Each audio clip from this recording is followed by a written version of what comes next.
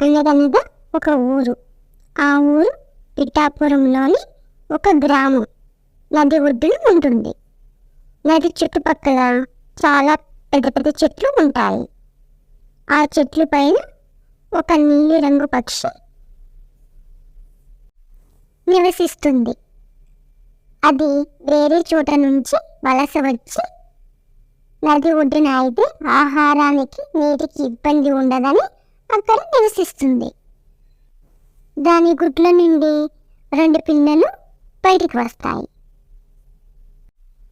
చుట్టుపక్కల ఆహారాన్ని సేకరించి పిల్లలకి పెడుతుంది. అదే నది ఒడ్డున బాతు కూడా నివసిస్తుంది. దాని పేరు డాలీ. ఇల్లు చాలా బాగుంటుంది, చాలా అందంగా కూడా ఉంటుంది. దానికి 3 పిల్లలు.